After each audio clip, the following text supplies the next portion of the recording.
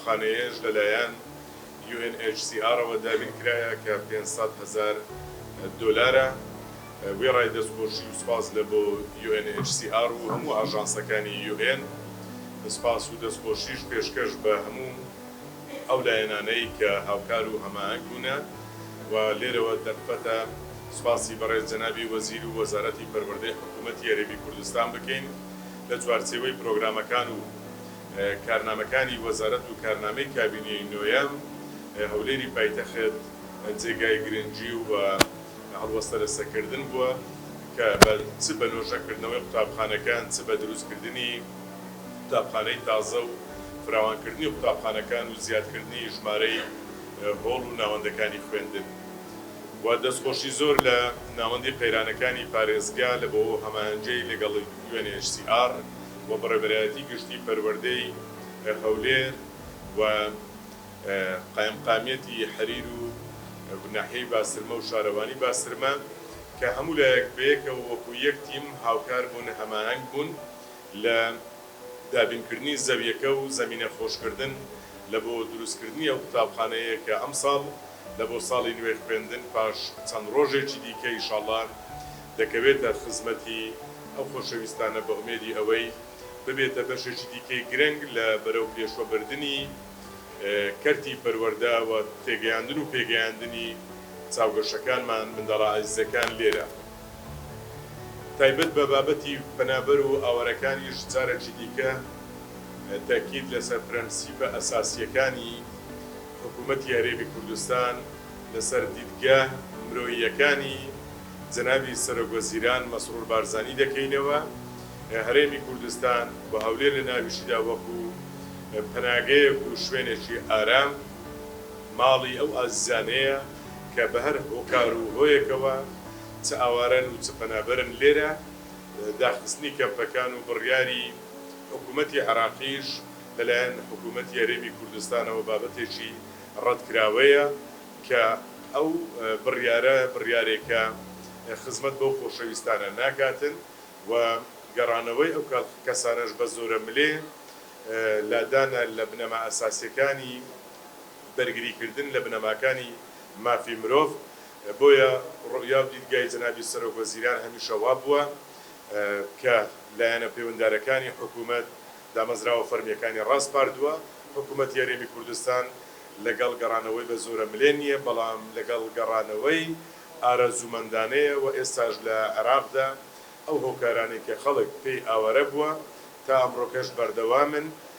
گرفتە ئەمنیەکانیان چارەسەر نەبووە. هەرێمی کوردستان و هەولێری پایتەخت لە بۆیان پەناگەیەکی ئارام دەمینێتەوە. تا ئێستا ژمارەیە و ئاوارە و پەنابەرانەی کە لە هەولێرەوە ماون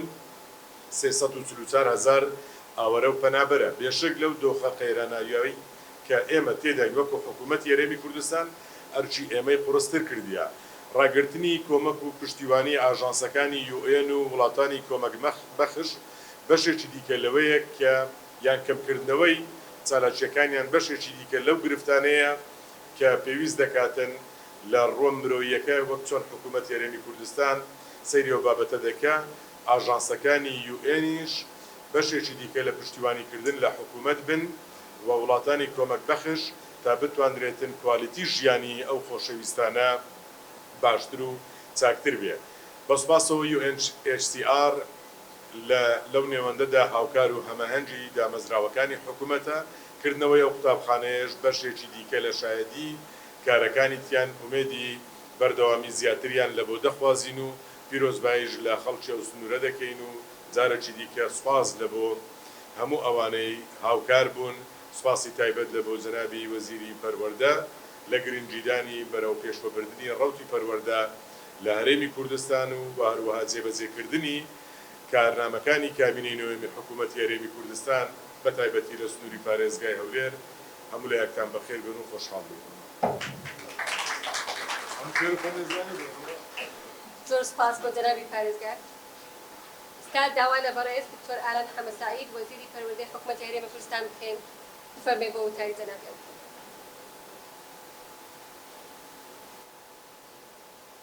بەناوی خوای گەورە و میهرەبان نیوەڕۆی هەموو لایەک باش بەڕێز جەنابی پارێزگار بەڕێز کاک ڕزگار خاتوو پۆلین فینۆ نوێنەری نەتەوە یەکگرتووەکان بۆ کاروباری پەنابەران خۆشحاڵین ئەمڕۆ لە باسرما ئامادەین لە ڕێڕسمی دروستکردنی قوتابخانەیەکی نۆپۆلی بۆ قوتابیانی خانەخوێ هەروەها بۆ قوتابیانی پەنابەر. حکوومەتی هەرێمی کوردستان لە چوارچێوەی سیاسەتی تێکەڵکردن بە فەرمانی جەنابی سەرۆکوەزیران بۆ ئەوەی کە لەژێر ناونیشانی پەروەردە بۆ هەمووان و هەروەها خوێندن بۆ هەمووان بێ، پەنابەرانیش بەشێک بوون لەوەی کە سوود وەربگرن لە پرۆسەی پەروەردە و فێرکاری لە هەرێمی کوردستان. سیاسەتی تێکەڵکردنمان ئەنجامدا بە هاوبەشی لەگەڵ هاوبەشەکانمان لەگەڵ ڕێکخراوەکان و ئاژانسەکانی سەر بە نەتەوە یەکگرتووەکان بە تایبەتیش ڕۆڵی UNHCR لەو بارەیەوە. ساڵی پار لە ژنێف کۆڕبەندی پەنابەران ئەنجامدرا لەسەر ئاسی جیهان بە بەشداری دەوڵەتان. بەڕێز جەنابی وەزیری ناوخۆ کاک ڕێبەر ئەحمەد سەرۆکایەتی شاندی عێراق و هەرێمی کوردستانی کرد لەو بارەیەوە. لەوێ هەموو بابەتانەی کە پەیوەندم بە پەنابەرانەوە گفتوگویان لەسەر کرا. بواری پەروەردە و فێرکردنی ژەوکات ئێمە لەسەر داوای UNHCR وەک وەزارەتی پەروەردە بەشدار بووین و بەشێک بووین لەو شاندەی هەرێمی کوردستان کە چۆن باسی ئەزموونی هەرێمی کوردستان بکرێ بۆ دەوڵەتان لە بواری سیاسەتی تێکەڵکردنی قوتابیانی پەنابەر کە هەرێمی کوردستان ئەزموونێکی ناوازەی هەیە. 60,000 قوتابی پەنابەرمان لە قوتابخانەکانی نیشتیمانی دەخوێنن کە 50,000 قوتابیان قوتابی سوورین و 10,000یشان لە ڕەگەزنامە و لە دەوڵەتانی جیاوازین. UNHCR هاوبەشێکی گرنگی وەزارەتی پەروەردەی حکوومەتی هەرێمی کوردستان بووە. یونیسێف ڕێکخراوەکانی دیکە ئێجوکیشن کلاستەر لە عێراق و لە هەرێمی کوردستان بەیەکەوە بە یەک تیم کارەکەین لەسەر ئەم بابەتە، بە تایبەتیش ڕێکخراوی UNHCR لەبەرەوەی تایبەتەوە پەنابەران ئەرکێکی زیاتری لە نێو ڕێکخراوەکان لە ئاستۆیە بۆ هاریکاریکردن لەگەڵ وەزارەتی پەروەردە. و ساڵی پار بەردی بناغی سێ قوتابخانەمان لە پارێزگای هەولێردانا لەلایەن ڕێکخراوی UNHCRەوە. ئێستا ئەم قوتابخانە نوێ دەکرێتەوە و لە ئایندەیەکی نزیکیش بەردی بناغی چەند قوتابخانەیەکی دیکەدان ڕێکە ڕێکخراوی UNHCR سەرپەرشتی دروستکردنیانەکە بۆ پارێزگای هەولێر، بە دڵنیاییش لە پارێزگای سلێمانی پرۆژەیانە بۆ لە پارێزگای دووەکیش پرۆژەیان هەبووە. خۆشحاڵین کە بە گوێرەی ئەو پێوەرانەی کە پێوەری نێودەوڵەتی نێوە لە هەرێمی کوردستان توانیمانە سیاسەتی تێکەڵکردنی قوتابیانی پەنابەر لە قوتابخانەکانی خانەخوێ جێبەجێ بکەین. و ئەوەش خاڵی گرنگ و خاڵی جاکەرەوەی هەرێمی کوردستانە کە هەرێمی کوردستان شوێنی پێکەوە ژیانە، شوێنی پێکەوە ژیان بۆ ئاین بۆ ئاینزا بۆ نەتەوە بۆ پێکهاتە جیاوازەکان و لە هەمان کاتیشە ئارامگەیەکە بۆ ئەوەی کە خزمەتی هەم پەنابەران هەم ئاوارەکانی ناوخۆشی کردووە. بە تایبەتیش لە بواری پەنابەران هەموو خزمەت گوزاریەکان کە بەردەست بوون بە هەماهەنگی لەگەڵ ڕێکخراوەکانی نەتەوە یەکگرتووەکان کاری جدیان کردووە. لەم نێوەندەش دەمەوێت سپاسێکی تایبەتی دەستگای خێرخوازی بارزانی بکەم کە شانبەشانی ڕێکخراوە نێودەوڵەتیەکان لە پرۆسەی سیاسەتی تێکەڵکردن هاوبەشێکی سەرەکی وەزارەتی پەروەردەی حکوومەتی هەرێمی کوردستان. دووبارە سپاس بۆ خاکسپۆلین و سپاس بۆ تیمی UNHCR لە هەولێری پایتەخت. سپاسی تایبەتیش بۆ هەموو بەرپرسانی ئیداری لە باسرما کە هەواهەنگ و هاوکار بوون لە دابینکردنی زەوی و هەروەها لە دروستکردنی ئەم قوتابخانەیە و ئینشاءڵڵا کوردستان بە ئاوادانی بمێنێتەوە و کابینەی نوێمیش کابینەی خزمەتگوزاری بووە بۆ هەموو لایەک زیاتر لە 152 قوتابخانە لەم کابینەیە کەوتوتە بواری خزمەتەوە. دایان قوتابخانەی دیکە هەتاوەکو 3 مانگی دیکە دەکەونە بواری خزمەت بە تەنها لە هەولێری پایتەخت 11 قوتابخانەی دیکە ئامادەیە هەتاوەکو 3 مانجیکە قوتابیان تایە بخوێنن و چەندین قوتابخانەی دیکەش لە شارەکانی دیکە ئەوەی کە توانرابێت بۆ بەرزکردنەوەی ئاسی خزمەت گوزاریەکانی کەرتی گشتی ئەنجام درراوە. بە هیوای هەموو لایەک سەرکەوتوو بن و قوتابیانی باسرمەش لەم قوتابخانەیە سوودمەند بن و ڕێز و سپاسیش بۆ مامۆستایانیان. زۆر سپاس بۆ جەنابی وەزیر.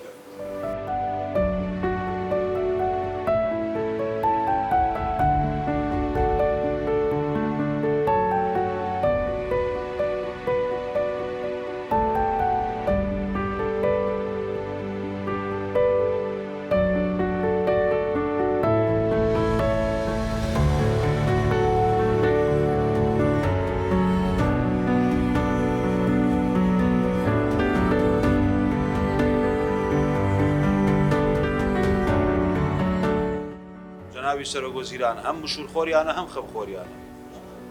دڵنیا بن لەوە ئەوەی کە بە حکومەتی هەرێمی کوردستانە کرێ هەرچیمان لەدەست بێت بۆیان درێغی ناکەین ئەوانە حەقی خۆیانە لە نەزەری ئێمە و مامۆستای ئەم وڵاتن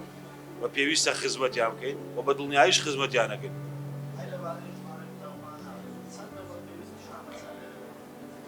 ژمارەی قوتابخانەکانی کوردستان چەندە؟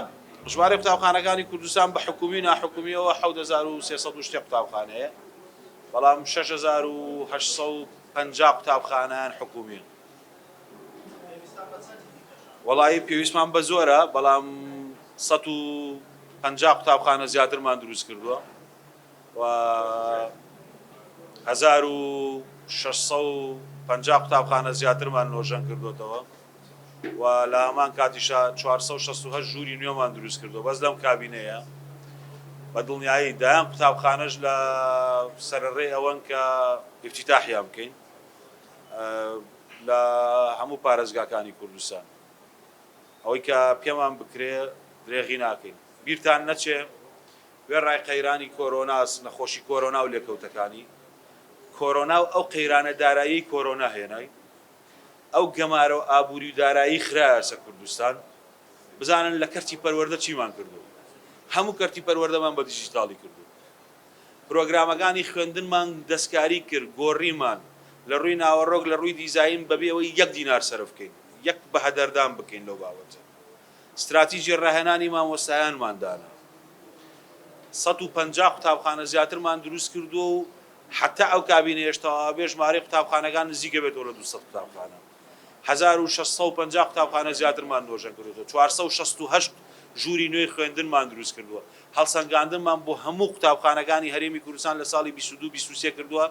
و لە ساڵی ئەم ساڵی کە ڕۆژتیش لە هەولێر و دووەک و سۆران و زاخۆ کە دەوامی تیابووە هەڵسەنگاندنمان بۆ هەموو قوتابخانەکان کردووە ئاستی قوتابخانە حکومیەکانمان بەرز کردەوە ئەمانە هەموو ئەو بەڵێنانن کە جەنابی سەرۆکوەزیران لە دەی حوتی 2019 لە پەرلەمانی کوردستان لە کارنامەی خوێندن چەند خاڵێکی گرنگی باس کرد وتی گرنگی دەدەین بە کەرتی دیجیتاڵی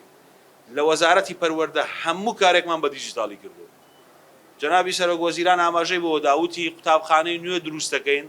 و ئەوەی پێمان بکرێت خزمەتگوزاری قوتابخانە دەگەین زۆربەی ناوچەکانی کوردستان 150 قوتابخانە و ئەوشی کە تەواوی دەکەین دەگەینە 200 قوتابخانە شوێنی زیاتر لە 120,000 منداڵمان کردوێتەوە 468 ژوور 1650 نۆژەنکردنەوە و ئەوەشی کە لەسەر ڕێیە نۆژەنەکەینەوە بەس ئێستا دەستگای خێرخوازی بارزانی 50 قوتابخانە نۆژەنەکاتەوە 74 قوتابخانەمان کردووەتە وزەی خۆر وێڕای چی؟ وێڕای ئەوەی کە قەیران بووە وێڕایەوەی کە کۆرۆنا بووە وێڕاوی گەماروی ئابووریشمان لەسەر بووە هەموو ئەمانەمان کردووە پرۆگرامەکانی خوێندن پارەی تێچووی ئەم مایکەمان تیا سەرف نەکردووە بەبێ ئەوەی عقد لەگەڵ هیچ کۆمپانیایە بکەین و پارە بە هەدەر بدەین زیاتر لە 500 ناونیشانی خوێندنمان گۆڕانکاری و چاکسازی تیا کردین ڕاهێنان استراتیژی ڕاهێنانی مامۆستایانماندانەوە هەموو مامۆستایەکی هەولێر و دووەک و سۆران و زاخۆ لە قۆناغی بنەڕەتی پار کەمتر لە 15 ساعت ڕاهێنانی وەرنەگرتووە ئاستی قوتابخانە حکومیەکانمان بەرز کردوێتەوە بە داتا دەیڵێن ئەوە یەکێک بوو لەو خاڵانەی کە جەنابی سەرۆکوەزیران ئاماژەی پێدا هەموو ئەم کارانەی کە کردومانن لە بە دیجیتاڵکردن ئەمانەی کە بۆ جەنابەت باسەکەم جێبەجێمان کردوون نە قسە بکەین و جێبەجێ نەکراون ئەمانەمان جێبەجێ کرد بەڵام بە دڵنیایی پێداویستیمان هەیە بەڵێ هەمانە کەم و کوڕیشمان هەیە بەڵێ کەم و کوڕیشمان هەیە ئێمە خۆمان بە دوای ئەو کەم و کوڕیانە دەگەڕێین و هەوڵی بۆ دەدەین چاشیکەین زۆر جار لە جێگەیەک قوتابخانەیەک بیناکەی نەشیاو بووە ناجۆر بووە ئەوەی توانی بێتمان لە ئیمکانەتی بەردەستمان چاکمان کردو بەڵام بیرتان نەچێ دووبارەیەکە بوو ئەمانە هیچی موبەڕیر نەبوون ئێمەیان نەوەستان نە کۆرۆنا ئێمەیان وەستاند نە لێکەوتەکانی قەیرانی دارایی لە کۆرۆنا ئێمەیان وەستاند نە گەمارەی ئابووری ئێمەیان وەستاند و پرۆسەی خوێندنی ئێمەیان وەستاند ئەم ساڵ ئێستا کە لەگەڵ جەنابەت قساکەم دەوڵەت هەیە نەیتوانی ئەمە بکە 90 لە سەتی کتێبەکانی هەموو پۆلەکانی خوێندنمان گەیاندۆتە هەموو کۆگای پارێزگاکانی کوردستان هێشتا زۆری ماوە بۆ دەستپێکردنەوەی داوام حتا کۆتایی ئەم مانگە هەموو کتێب لە مەخزەنی لە پەروەردەکانایە کە ئەمە ئیشە معنای وایە پلانە بۆ تەبعکردنی ئەم کتێبانە حکومەت پێویستە 24-25 ملیار دینار پارە بدە ئەمە خزمەتگوزاری پەروەردەییە کە حکومەت دەیکات لە ماوەیە توانم بڵێم ئەم کابینەیە بە تەنها زیاتر لە 100 ملیار دینار بەس پێداویستیمان بۆ قوتابخانەکان کڕیوە. هێشتا پێداویستیمان ماوە بەڵێ هێشتا مامانە. بەس ساڵی خوێندنی پار 22-23 بەس ساڵی خوێندنی 22-23 58,000 ڕەحلەمان کڕیوە بەبێ لەو پێداویستیانەی دیکە کە داویرمان کردووە. ئەمە ئێمە لەکوێ ئەم قسانەکەین لە دۆخێکین کە گەمارۆی ئابووریمان لەسەر بوو، لە دۆخێکین کە قەیرانی داراییمان هەبوو. لێکەوتەکانی قەیرانی دارایی کۆرۆنا وای کرد نرخی بەرمیل لەگاتە سەر $20 داهاتی هەموو حکومەت بوو بە $90 ملیۆن، هەموو حکومەتی هەرێمی کوردستان. بەس بۆ تەختیەکردنی ڕاتبی وەزارەتی پەروەردە حکومەت $140 ملیۆن پێویست بوو. هەموو داهاتی حکومەت لە دوای کۆرۆنا بوو بە $90 ملیۆن. ئێمە لەو دۆخەوە هاتینەوە. اینجا ئەو گەمارۆی کە ئەخرێتە سەرمان، ئەو فشارە دارایی کە ئاخرێتە سەرمان، واش لەگەڵ هەموو ئەوانە کەرتی پەروەردە هەمووی بە دیجیتاڵی بکە، پرۆگرامەکانی خوێندن هەمووی چاکسازی تیا بکە، هەڵسەنگاندن بۆ قوتابخانەکان دانێک ئەمە پرۆژەیەکی استراتیژیە، ڕاهێنانی مامۆسایان استراتیژی بۆ دانێ ڕاهێنەر دروستکە لە هەموو کوردستان 700 لە ڕاهێنەر بچنە قوتابخانەکان ڕاهێنان بکەن، سیستمی وزەی خۆر بۆ قوتابخانەکان دەست پێ بکە، دیزایانی تازەی قوتابخانەکانمان دروست کردوێتەوە بۆ ئەوەی سەر لەنێ دروستیاکەینەوە، بە سەدان قوتابخانە دروستکە و نۆژەنی کەرەوە و ئەمانە کارن. ئەگەر بەس قسە بکەی قسەکردن ڕەنگی ئاسان بێ، بەڵام ئەمانە کارن، جێبەجێمان کردوون بە هەماهەنگی لەگە پارێزگاکان، خزمەتی هەموو پارێزگاکانی کوردستانمان کردووە، خوێندنی پیشەییمان گەشە پێداوە. بۆیە تەوەقوعی خەڵکیش لەوە ئێمە ئەوەیە کە ئەم ئیشانە بکەین، تەوەقوعی مامۆسایانی وانەبێژەوەیە. بەڵام من بە هەموو مامۆسایانی وانەبێژەڵم دڵنیا بن جەنابی کاک مەسرور مشورخۆر و خەمخۆریانە و زۆر بەوردی لەسەر خەمی مامۆستا، لەسەر پرسی مامۆستا و زۆر دیدێکی ڕۆشنی هەیە. بشزانن لەناو هەموو ئەم دۆخی کە بۆ مۆسفکردن 5,088 مامۆسای گرێبەسمان کردوتە هەمیشەیی و ئێستاش ئەوەی پێوان بکرێ بە مامۆسایانی وانەبێژ بەو پەڕی گەشتبینیەوە بەو پەڕی ئومێدبەخشیەوە دەیڵم پێمان بکرێت درێغیان لێ ناکەین. کار ماوە بیکەین بەڵێ زۆر ماوە بیکەین، کەم و کوڕیش هەیە بەڵێ کەم و کوڕیش هەیە، بەرنامەمان بۆ کەم و کوڕیانە هەیە بەڵێ بەرنامەمان بۆ کەم و کوڕیانە هەیە کە چاکیشان کەین. ئەوە نەبێ نایان بینین، دایان بینین، بەڵام ئەوەی کە لە توانایە، ئەوەی کە لە تااقەتی ئێمەیە بە پێی تااقەتی خۆمان ئینشاءڵڵا هەوڵە دەین بەرەو باشتری بکەین.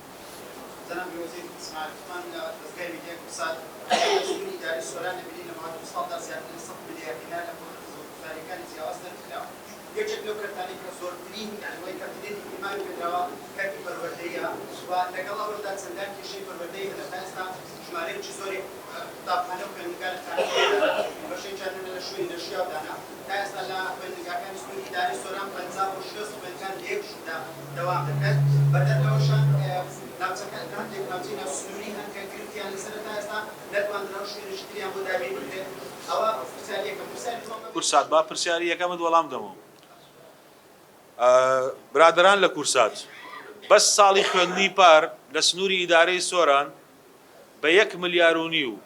دینار ڤیژن ئێجوکیشن پێداویستی بۆ قوتابخانەکان دابین کردو، قوتابخانەی نۆژەن کردو. 1.5 ملیار ڤیژن ئێجوکیشن بۆ سۆران و بۆ هەڵەبجە، 1.5 ملیارێکی لە هەڵەبجە خەرج کرد، 1.5 ملیارێکی لە سۆرانە خەرج کرد. ئەوە خاڵی یەکەم. خاڵی دووهەم، جەنابی سەرۆکی حکوومەتی هەرێمی کوردستان 3 ملیار دیناری تەرخان کردووە بۆ ئەوەی 21 قوتابخانە کە باریان نەشیاوە و نەگونجاوە لە گوندەکان لە قەزای سۆران، قەزای مێرگەسوور، قەزای ڕەواندوست، قەزای چۆمان، ئیدارەی سەربەخۆی سۆران لە هەمویان چاک بکرێن. ساڵی پار لەگەڵ دەستگای خێرخوازی بارزانی و هەروەها لەسەر بودجەی وەزارەتی پەروەردە 4 قوتابخانە کە نەشیاو بۆ شوێنیان لەناو گوندەکانە و ئەو قوتابخانانە کۆم بوون، ژینگەیەکی باشی خوێندن نەبوون، ئێمە چاکمان کردووە. ئەمانە و داتایانن کە خزمەت گوزارەکانمان پێشکەش کردووە. سۆران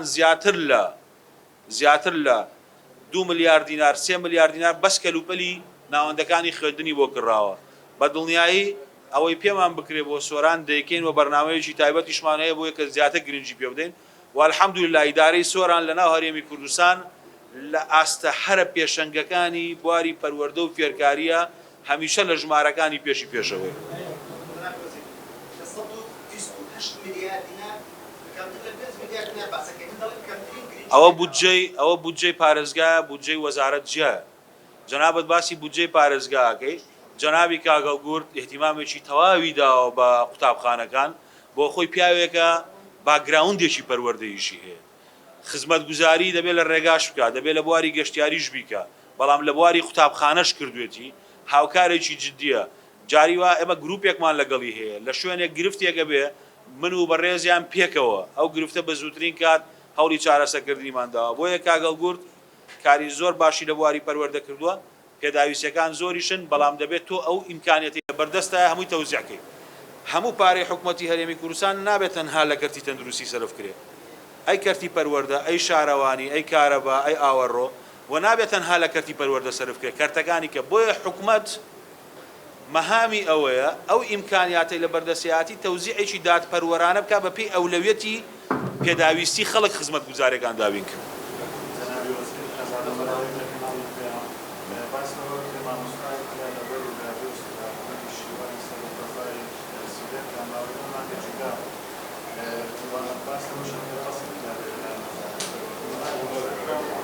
ئاگادار نیم جەنابە دەکرێت لە مدیری پەروەردە بپرسین